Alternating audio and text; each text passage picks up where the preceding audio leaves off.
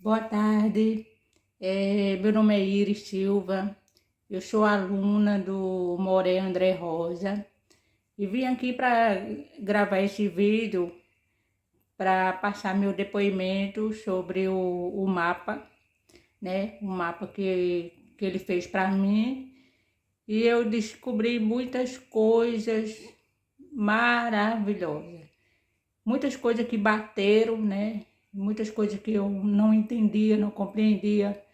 E acabei tirando dúvida e consegui compreender. E realmente fantástico, fantástico. Mas o que mais me surpreende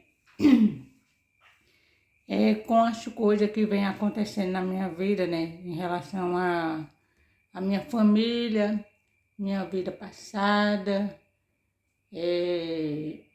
as coisas que eu ficava vai e volta e tudo mais. E eu estou muito feliz por ser aluna dele, porque eu estou estudando coisas que é muito sério, é muito profundo você estudar, você... Kabbalah é fantástico, fantástico. Então, eu espero que vocês curtem, compartilhem, e vale a pena você entrar, né? Estudar, aprender mais, e, enfim, muito profundo. Vou ver se ficou bonito.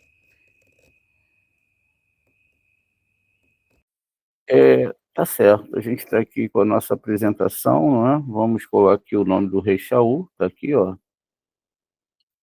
Esse é o nome do Shaul. E vamos achar lá o nome Sheol, né? Vamos achar no próprio Tanar, fica melhor para gente.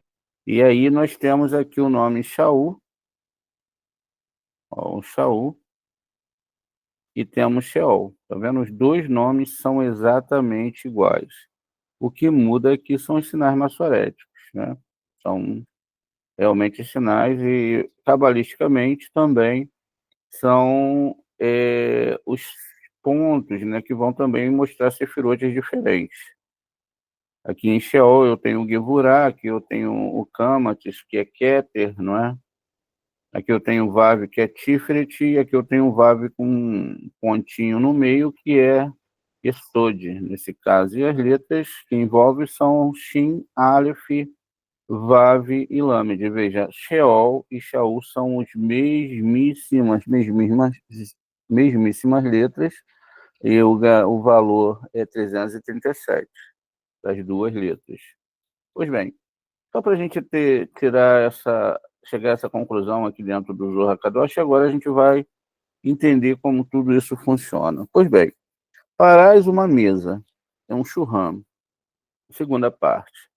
O Rabi Yossi começa esse discurso explicando que a mesa de madeira de acácia de que fala das escrituras fica dentro do tabernáculo e nunca deve ser deixada vazia de comida, nem mesmo por um momento, nem mesmo por um momento. Isso porque a bênção e o alimento saem para todas as outras mesas do mundo, que são, portanto, abençoadas por causa disso. A mesa que está posta acima, dizem-nos, sempre tem as palavras da Torá ditas sobre ela. E uma mesa que não é abençoada pelas palavras da Torá é impura. Em seguida, o Rabi Yessa nos diz que uma pessoa feliz é aquela que tem duas coisas em sua mesa: as palavras da Torá e uma porção da comida para os pobres. A pessoa pode ser chamada de feliz porque ganha grande mérito com essas coisas. E o Rabi Yaakov também, então, fala sobre Shaul, que foi escolhido para realizar, mas não para a profecia. Para a realeza, mas não para a profecia. Já que os dois dons nunca são dados juntos, exceto no caso de Moshe, de que sozinho tinha ambos os títulos. Samuel dizia, dizem, parecia merecer ambos os títulos, no entanto, ele era um profeta e também um juiz. E foi por isso que os filhos de Israel pediram um rei, como a realeza só se estabelece com a excitação do Espírito do Santo. Aprendemos que Shaul tinha profecia quando ascendeu à realeza. Ele tinha apenas o despertar do espírito de entendimento, ou seja, Biná, com o qual executar uma verdade e juízo. Enquanto estava entre os profetas, a profecia habitou, não é, sobre ele, mas não depois. Em seguida, o Rabi Jacó fala sobre a mesa ser mais importante do que o pão sobre ela. Comparamos a mesa com a raiz, né, da qual também se pode dizer que o pão emerge. Como um mundo que dá plantas, frutas e alimentos, ela explica por que a mesa é colocada no lado esquerdo ou norte. O texto, então, fala da limpeza do corpo e do intestino e a necessidade de dar a água suja da tigela para o outro lado. Aprendemos que o segredo do pão são 12 faces que estão em Zerampim. E é Malhut, né? É Zerampim. É Malhut que se extrai o alimento e sustento desses rostos internos. Em seguida, Rabi Eleazar conta como Hashem criou cada pessoa à semelhança da glória sublime. A glória de baixo foi construída acima apenas pelas ações justas das pessoas deste mundo.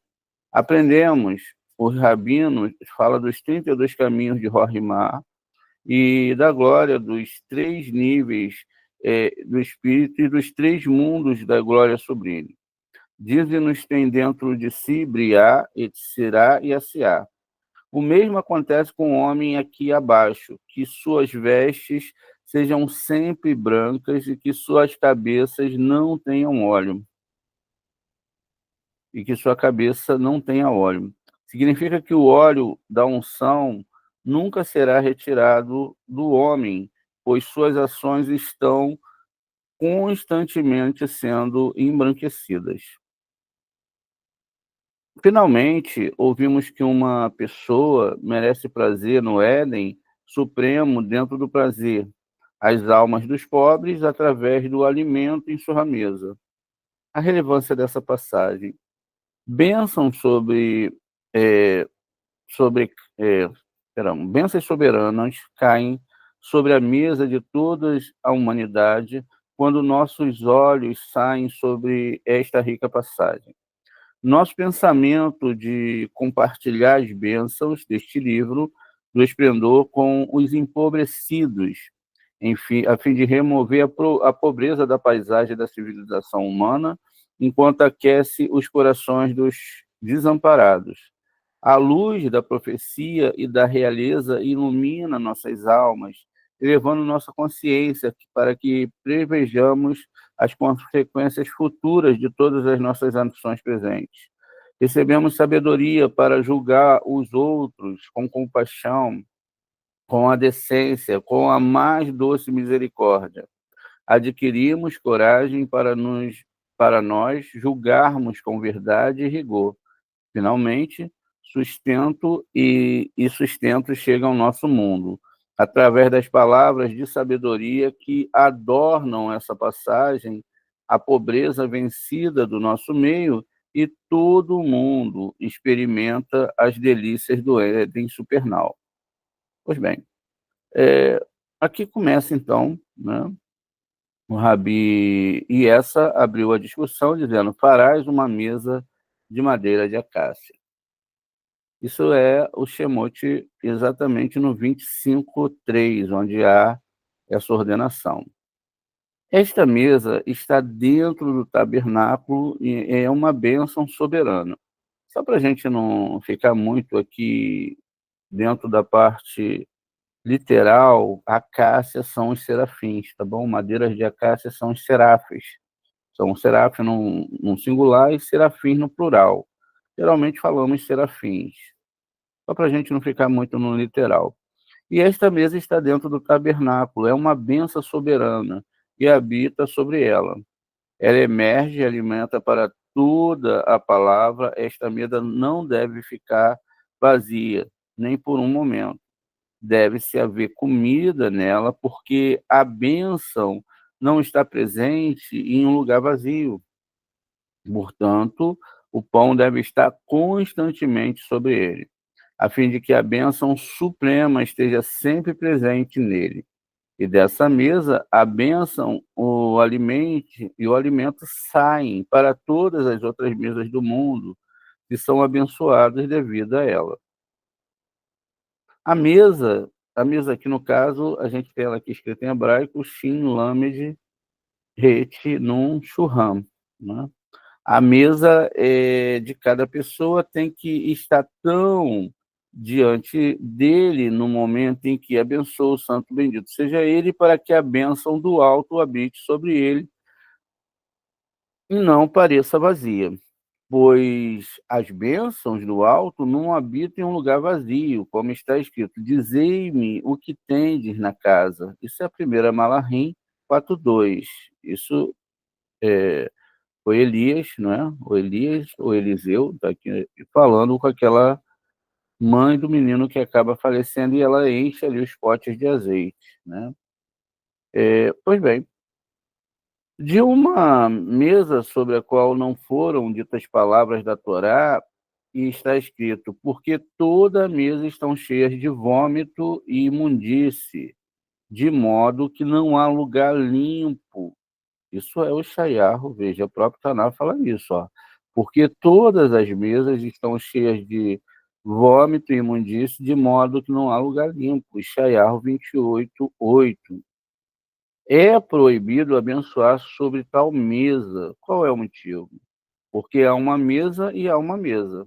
Veja, há uma mesa que está posta acima, veja, essa mesa é Malhut, diante do santo bendito seja ele. E está sempre pronta para que as palavras da Torá possam ser ditas nela, e deve incluir letras das palavras de Torá. Reúne-se os santos benditos, seja ele acima, que inclui todos eles em si mesmo, e se aperfeiçoa por meio deles. E ele é feliz e tem alegria sobre esta mesa. Está escrito: esta é a mesa que está ante Hashem. Ezequiel 41:22. Veja, essa mesa é Malhut. E não diante de Hashem, né? E não diante de Hashem, que é de cima de Zerampim, que é Biná. Então, aqui faz uma distinção: esta é a mesa ante Hashem, né? E não diante de Hashem. Ela é ante Hashem, que é de cima de Zerampim. Veja, essa mesa que é de Biná. Tudo bem. A gente vai fazer aqui agora uma leitura tanto de referências a Ezequiel, né, tanto como referências a aqui, ó, Ezequiel, como também referência a Ezequiel também, ó, Shayahu lá em cima, perdão, 28:8 e Ezequiel 41:22. Vamos fazer essas referências aqui, olha. A gente tem aqui o texto, né? Então veja, Cabala sobre Shayahu 28:8, né? Aqui, né, o que está interpretado, Zorra para Chaterumá, 153b, eis umas palavras. A mesa de todo homem deve estar sempre posta diante dele no momento em que ele abençoa o santo bendito seja ele, pois assim A bênção do alto repousa sobre ela e ela não deve aparecer vazia, pois a bênção celestial, não não repousa em um lugar vazio, como está escrito em 2 Reis 4:2. Dize-me o que tem em casa. E os companheiros explicaram: uma mesa sobre o qual não foram pronunciadas palavras do Torá, sobre está escrito em Isaías 28:8. Porque toda a mesa está cheia de vômitos. Vejam, uma mesa que não tem palavras de Torá, ela é cheia de vômito e imundície, sem lugar puro, e é proibido abençoar sobre tal mesa. Por quê? Porque a mesa e a mesa. A, a mesa que está ordenada diante do Santo Bendito seja no alto, e ela permanece sempre pronta para nela se ordenarem os ensinamentos da Torá. Veja, isso é que tem que ter na mesa, pronta. E para nela se incluírem as letras da palavra do Torá. E elas a recolhem em seu interior e as unifica, e no meio delas se completa, e se alegra e tem felicidade. Sobre essa mesa está escrito em Ezequiel 4:22. Esta é uma mesa que está diante de Hashem, diante do Eterno, e não diante dele no sentido inferior, né? Então está diante do Senhor, diante da Adonai, não no sentido inferior, como a gente viu, Biná. Há outras mesas que não têm parte na Torá, e não têm porção na santidade da Torá. E essa é sem lugar, pois não tem qualquer parte do lado da santidade. Por isso, a mesa sobre as quais não foram pronunciadas palavras de Torá, é uma mesa o quê? De vômito, tá vendo? Exatamente de vômito. E imundície também. Uma mesa de outro sabor, uma mesa impura, de um sabor impuro. Nessa mesa não há parte no mistério de Hashem, Supremo. Mas a mesa sobre a qual foram pronunciadas palavras de Torá, o santo, né, bendito seja ele, torna e faz a sua porção. E mais ainda, a grande encarregada angelical, Suriá, recebe essas palavras e coloca a imagem dessa mesa diante do santo. Tá vendo? Existe um anjo específico, como a gente também vai ver lá no texto do Zohar, Suriá, ele recebe a palavra e coloca a imagem dessa mesa diante do santo, bendito seja ele. Todas as palavras da Torá que foram ditas sobre ela, sobre aquela mesa, e se apresentam diante do santo bendito, seja o rei sagrado, como está implícito no versículo, essa é a mesa que está diante de Hashem, pois ela se apresenta diante do santo bendito seja ele. A mesa do homem serve para purificá-lo de todos os pecados. Lembrando, mesa é Malhut. Mesa é Malhut. Mesa com símbolo espiritual. O Zohar contrasta duas mesas. A mesa sagrada, associada ao estudo da Torá, que atrai bênçãos divinas e serve como um canal de conexão com o alto. A mesa profana, vazia de palavras da Torá, que simboliza a impureza e a desconexão espiritual, né? Então, aqui a gente tem referências bíblicas, né? Aqui a união entre o físico e o espiritual. A mesa física, quando usada para fim sagrado, torna-se reflexo da mesa celestial diante do Eterno. Purificação através da Torá. A mesa do homem, quando consagrada no estudo divino, purifica a alma. Pois bem, agora mais observações aqui. Zohar Emor 43, 279. Rabiaba disse: Abraão sempre costumava ficar nas encruzilhadas para convidar convidados para a sua mesa. Agora, quando o homem convida ele e todos os justos e ao rei Davi, ele não lhe dá sua porção, Abraão se levanta à mesa e exclama: Apartai-vos, peço-vos, das tendas desses ímpios. Está vendo? Apartai-vos, não entrai na tenda desses ímpios. Números 16, 26. E todos se levantam e seguem. Isaac diz: o ventre do ímpio passará. Provérbios 13, 26. Jacó diz, o bocado que comeste vomitarás. Também aqui no 23:8 de Provérbios. E o outro justos dizem, pois todas as mesas estão cheias de vômitos e impurezas. Isaías 28:8. Zorra Terumá. Uma mesa na qual não há conversa referente à Torá é aquela sobre a qual está escrito, pois todas as suas mesas estão cheias de vômito e imundície, sem lugar. Em Isaías 28:8. Em tal mesa é proibido dizer bênção.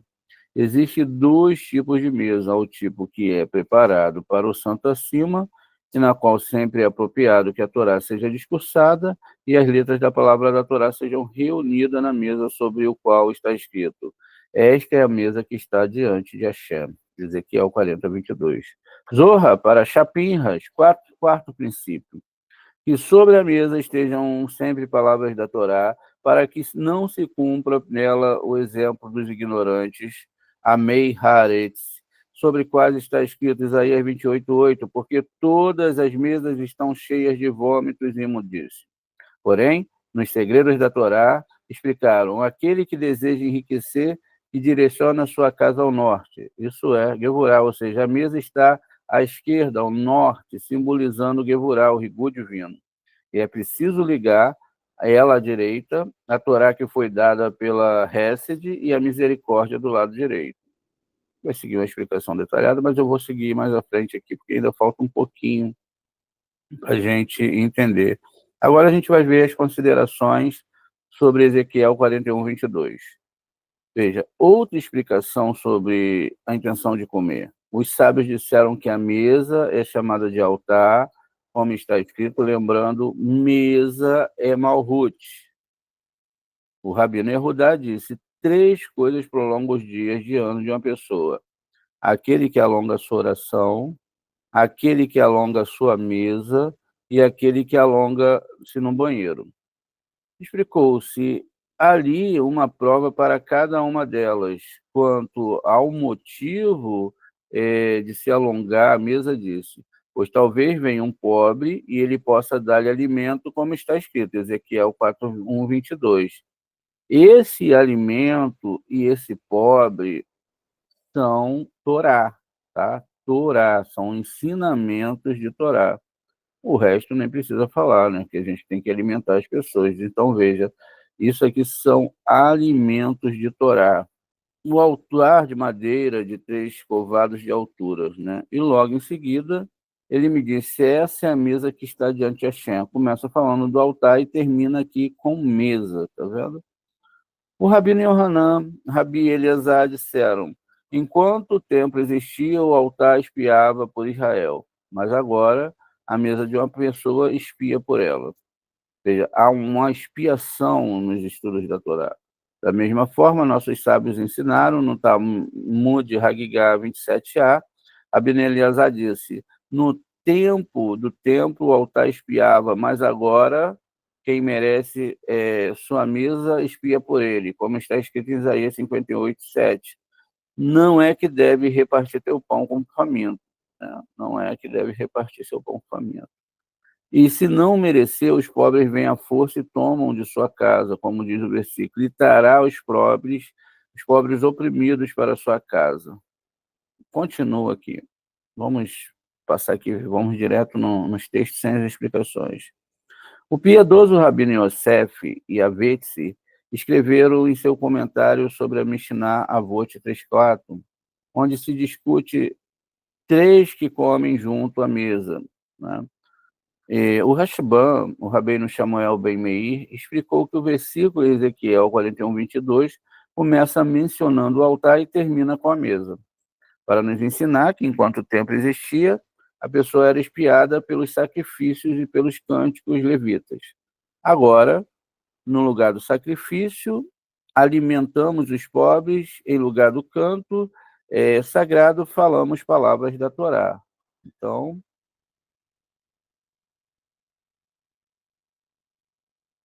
alguns têm o costume de cantar piutim, né, poemas religiosos, ou salmos após as refeições. É um belo costume, pois afasta o castigo. mas o essencial é mesmo falar sobre Alahá, lei judaica, uma novidade talmúdica, um versículo, um ensinamento da Haggadah, parte narrativa do Talmud. Pois há 3 níveis. Completos, justos, fazem como dissemos, estudam a Torá diretamente. Os medianos cantam salmos, e os ímpios não fazem nada. Ó. Os completamente fazem como dissemos, estudam a Torá diretamente. Esses são os completamente justos. Os medianos cantam salmos, tá vendo? E os ímpios nada fazem. E assim, com quem não falam palavras da Torá, traz sobre si a força da impureza, que fala palavras da Torá, traz forças da pureza, como está escrito em Ezequiel 41, 22, e ele me disse, esta é a mesa que está diante de Hashem, onde aqui a palavra vai da ber, não é?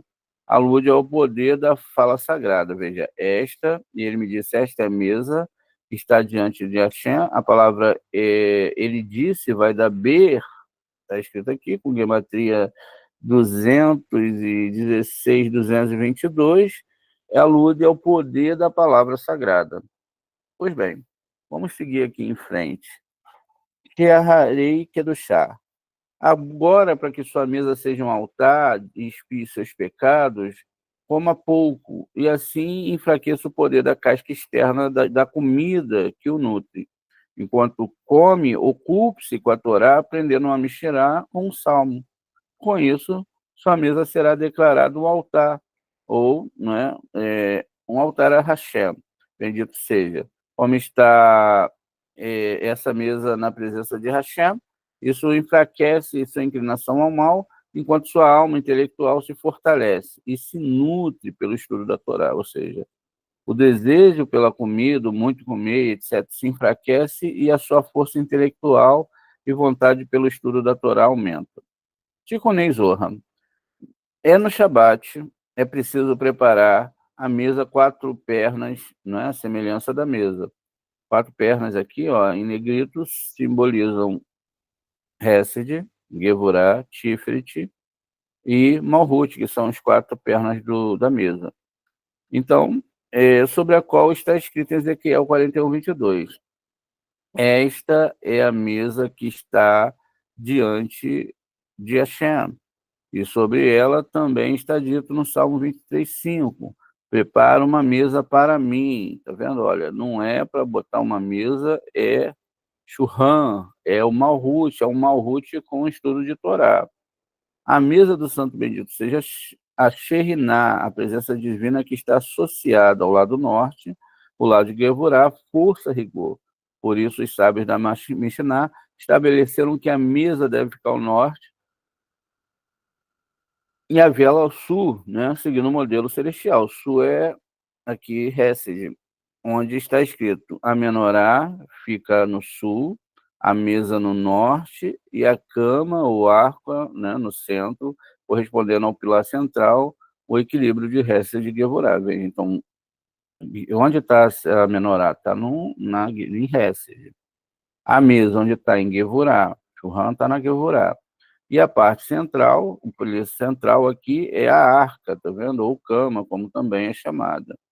A arca não é uma arca de madeira, é a própria Malhut, é a nossa própria Malhut. Pois bem, aqui a gente pode ter um pouco de entendimento sobre essas questões do que é Shurram, né? Shurram é toda Malhut e é estudo de Torá, tudo de Torá, estudo de Torá, palavras de Torá, na nossa mesa durante a alimentação, quando estamos sentados, quando estamos conversando.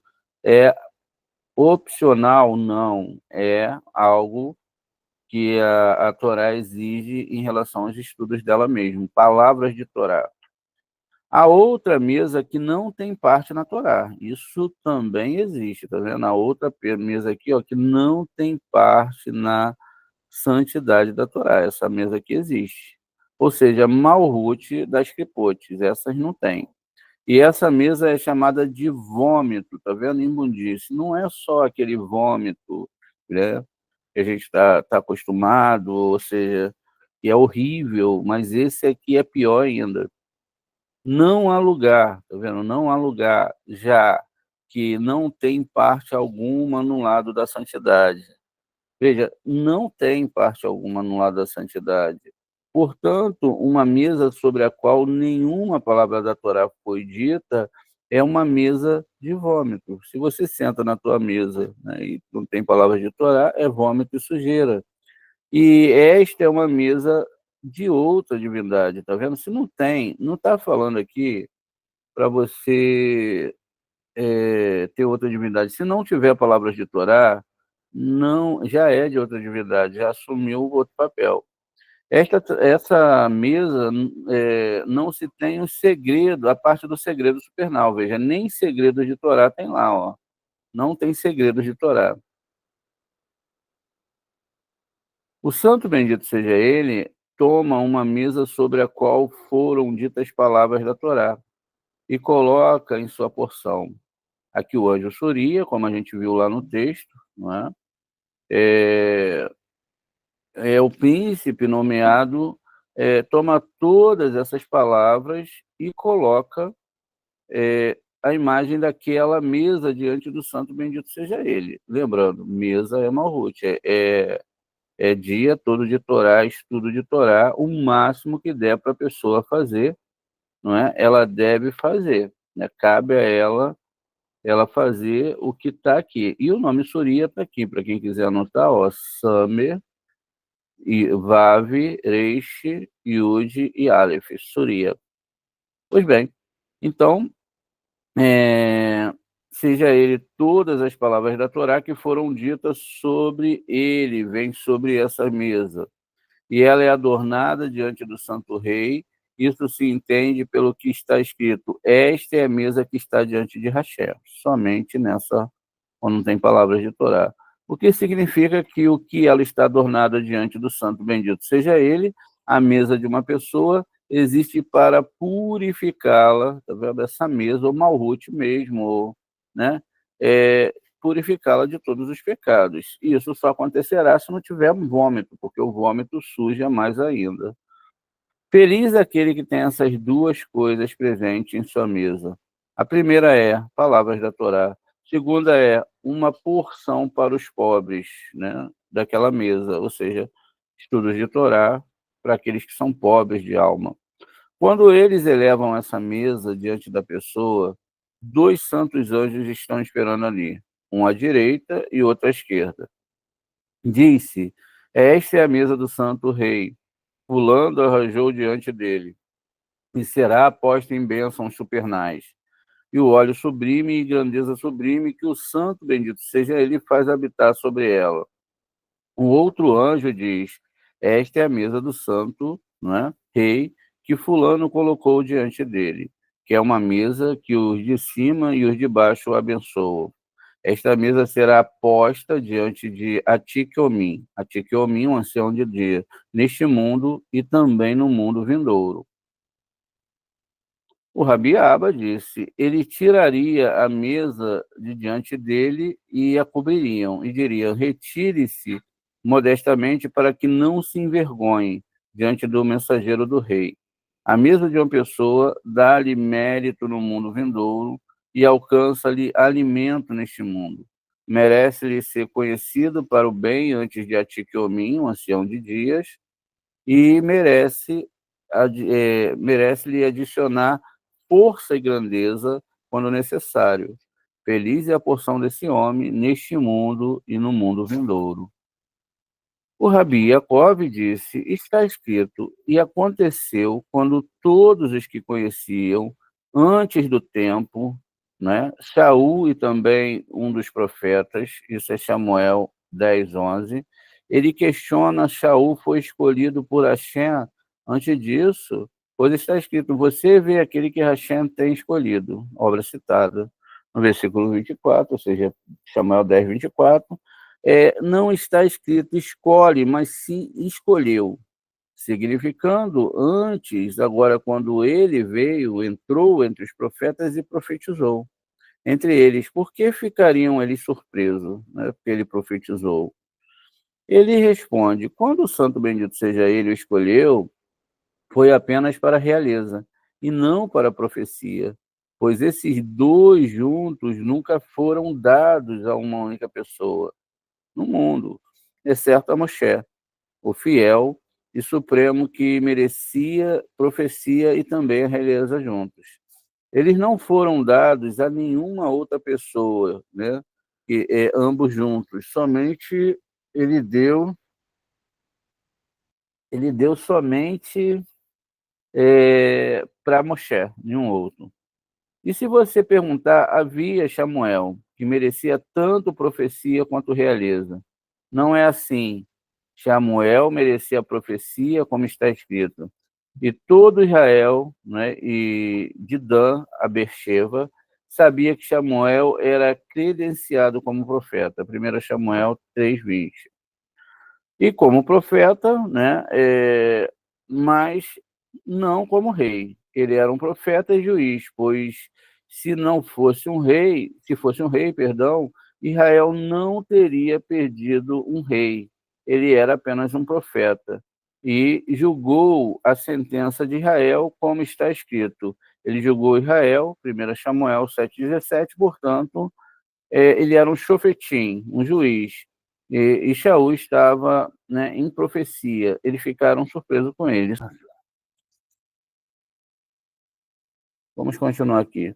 Se você perguntar por que Shaul mereceu profecia, já que ele merecia realeza, ele respondeu: ele não mereceu os dois juntos, porque a realeza estabelece somente com o despertar do Espírito do Santo, mas não profecia.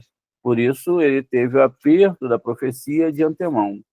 Quando ascendeu a realeza, não tinha profecia, apenas um despertar do espírito de Biná, de entendimento, com o qual executar um verdadeiro julgamento. Estava sobre ele.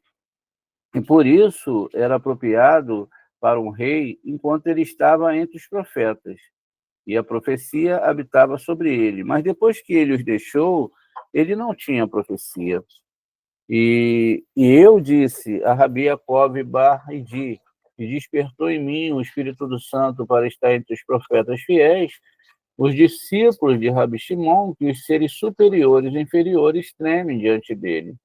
E ainda eu mereci estar entre vocês. Ele abriu a discussão dizendo: você fará uma mesa, um churram, e esta mesa está abaixo para colocar sobre ela o pão assado.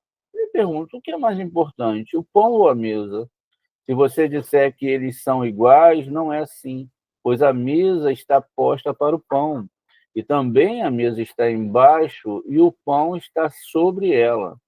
E ele responde, não é assim, pois a mesa é essencial, preparada para receber a bênção do alto e alimento para o mundo.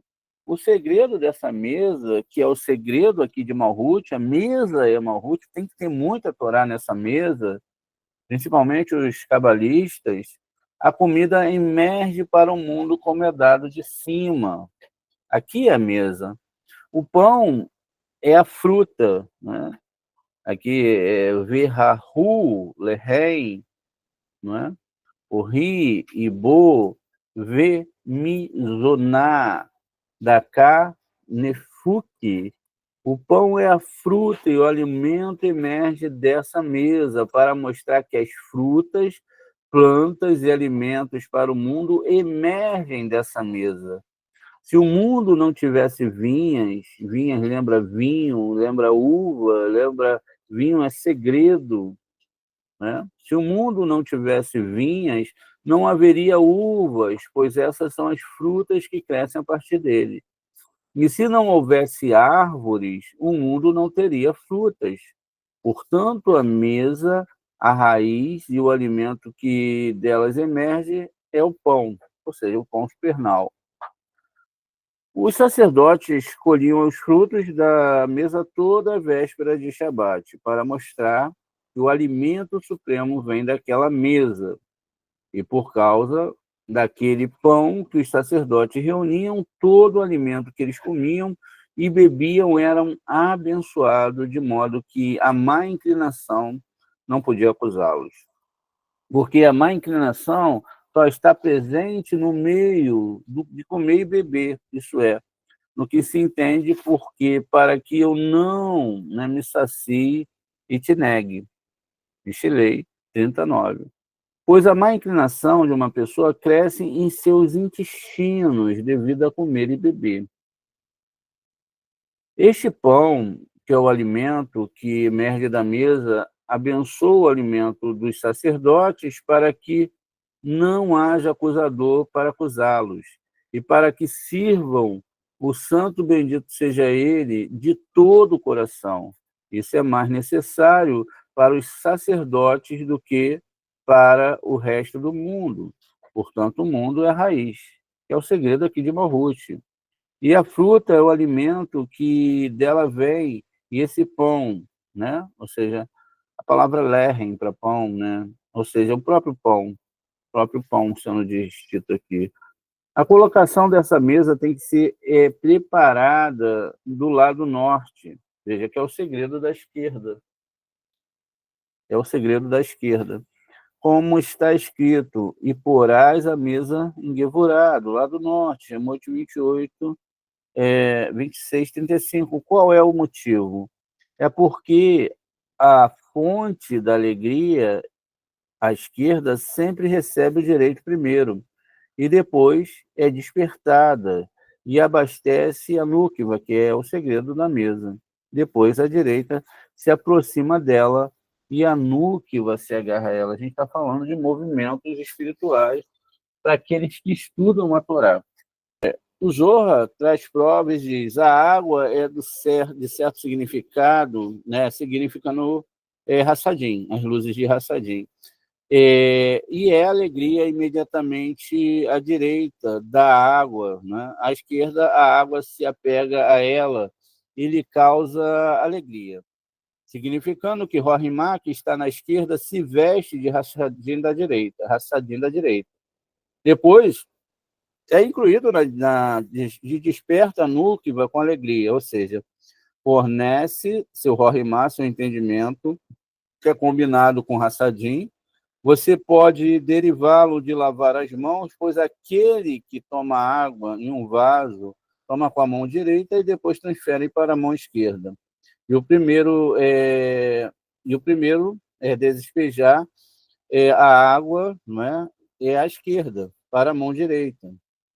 Não o que é a água vem da esquerda para a direita, porque a esquerda recebeu a água da mão direita, né? Então, é usual você abrir, pegar com a mão direita, jogar para a mão esquerda.